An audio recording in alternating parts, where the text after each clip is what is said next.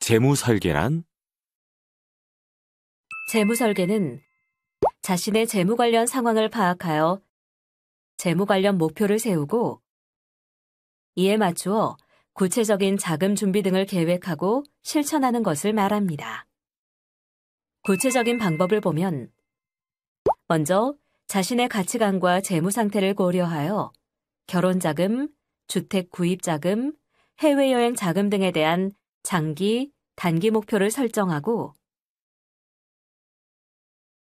수입, 지출, 투자 상태, 보험 등 자신의 재무 상태 및 이용 가능한 자원을 파악한 후 재무 목표의 우선순위와 시간 계획 등을 설정한 다음 재무 목표 달성을 위해 계획을 실행합니다. 그리고 목표 달성 정도를 평가하고 달성하지 못했을 경우 문제점을 파악하고 수정합니다. 생애 주기별 재무 설계. 재무 설계는 사회생활을 막 시작한 사회초년생 때부터 시작되어야 합니다.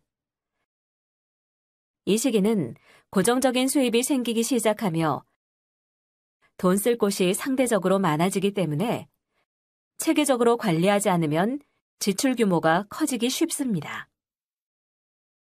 그래서 사회초년기에는 종잣돈을 모으고 결혼 자금을 마련하기 위한 재무 목표와 이에 대한 재무 설계가 필요합니다. 경험이 적은 사회초년생이 종잣돈을 모으기 위해서는 집중력을 잃기 쉬운 장기 상품보다는 1에서 3년의 단기 상품과 원금 손실의 가능성이 적은 안전한 상품을 선택하는 것이 좋습니다. 결혼 자금을 마련하려면 먼저 언제쯤 결혼할 것인가를 생각해 저축 기간을 정하고 이를 바탕으로 자신에게 맞는 목표 금액과 매월 저축액을 결정합니다. 자녀 출산 및 양육기는 결혼, 임신, 출산, 양육에 이르기까지 지출이 더욱 늘어나는 시기로 적절하게 대비하지 않을 경우 경제적으로 혼란이 올 수 있습니다. 따라서 출산 및 양육 준비와 주택 확장 중 중요도와 긴급도에 따라서 우선순위를 정한 뒤 재무 설계를 실행하는 것이 좋습니다. 출산비는 단기간에 반드시 사용해야 하는 비용이기 때문에 수익성보다는 안전성에 중점을 둔 저축 상품을 선택하는 것이 좋습니다.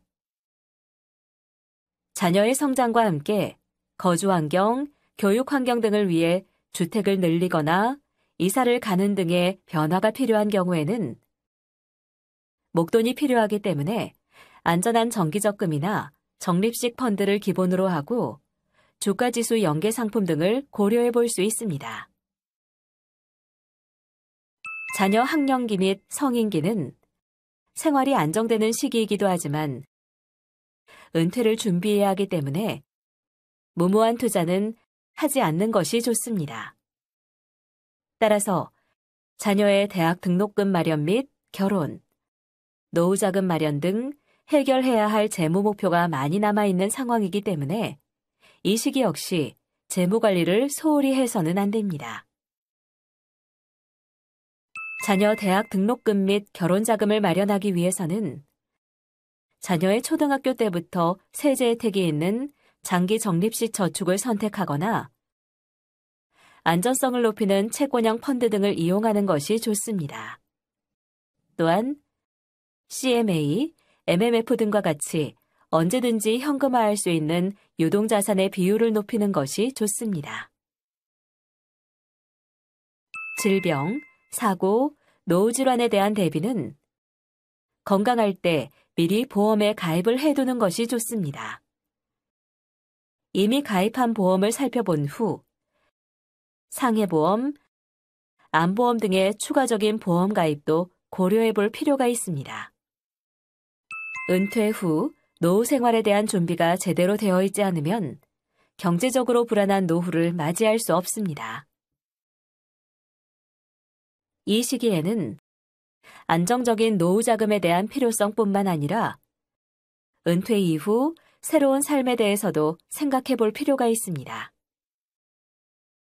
안정적인 현금 흐름을 찾기 위해서는 퇴직금이나 사업 처분금 등을 원금 손실이 높은 투자형 상품보다는 연금 관련 상품으로 전환하는 것이 필요하며 현재 살고 있는 주택을 팔고 좀 더 작은 평수의 주택으로 옮기면서 남는 자금은 생활비로 활용하는 것도 방법입니다. 또한 제2의 인생을 준비하기 위해서는 재취업을 통해 최대한 일하는 기간을 연장하여 노후 자금이 빨리 없어지는 것을 막아야 하는데요. 다소 보수가 적더라도 꾸준히 일을 하는 것이 중요합니다. 여러 가지 금융투자 상품. 펀드는 투자 전문 회사에 돈을 맡기면 그 돈을 모아 금융투자 전문가들이 다양한 금융자산에 투자하고 그에 대한 이익금을 투자 금액에 따라 나누어주는 대표적인 간접투자 상품입니다. 펀드 투자를 할 때에는 자신이 투자하려는 상품에 대한 기본적인 조건 및 수익률 등을 꼼꼼히 확인해 봐야 합니다. 주식형 펀드는 주식이나 주식 관련 파생 상품에 60% 이상 투자하는 것으로 고수익 대비 고위험을 가지고 있는 펀드 투자 상품입니다. 위험을 감수하더라도 고수익을 추구하는 주식형 펀드를 선택한다면 일정 기간마다 일정 금액을 나누어 장기간 투자하는 적립식 펀드로 접근하는 것이 좋습니다. 채권형 펀드는 주식에 전혀 투자하지 않고 국공채나 회사채 등의 채권에 60% 이상 투자하는 상품입니다. 이 상품은 금리가 정해진 채권에 주로 투자하기 때문에 수익률이 급락할 가능성이 적어 주식형 펀드보다 투자 위험을 낮추면서 안정적인 자산 운용을 할 수 있습니다. 혼합형 펀드는 투자 자산의 일부는 주식에, 나머지는 채권에 투자하는 것으로 주식의 비중이 높은 상품으로 원금 손실의 위험이 있으나 높은 수익을 추구하는 채권 혼합형과 채권의 비중이 높은 상품으로 안정적인 수익을 추구하는 주식 혼합형으로 나누어집니다. 부동산 펀드는 펀드 자금의 50% 이상을 부동산 및 부동산 관련 자산에 투자하는 것입니다. 부동산 펀드는 소액으로 부동산에 투자해 안정적인 수익을 얻을 수 있고 전문가가 운용하기 때문에 위험 관리가 쉬운 장점이 있지만 중도 환매가 금지되어 있기 때문에 반드시 여유 자금으로 투자해야 하며 자금이 장기간 묶이거나 손해를 볼 수 있습니다. MMF는 금리가 높은 만기 1년 이내의 단기 금융 상품에 집중적으로 투자하여 얻은 수익을 고객에게 돌려주는 단기 금융 투자 상품입니다. MMF는 운용 실적에 따라 수익을 얻는 실적 배당형 상품이므로 수익률에 따라 손실 위험도 있습니다.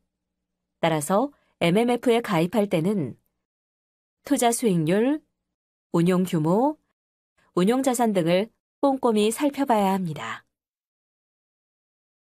주가 연계 상품 및 주가지수 연계 상품은 말 그대로 주식의 가격이나 주가지수가 오르고 내림에 따라 수익이나 손실이 결정되는 금융투자 상품으로 최근 투자자들 사이에서 많은 관심을 받고 있습니다. 대표적인 상품으로는 주가 연계증권이라고 불리는 ELS와 상장지수 펀드라고 불리는 ETF가 있습니다.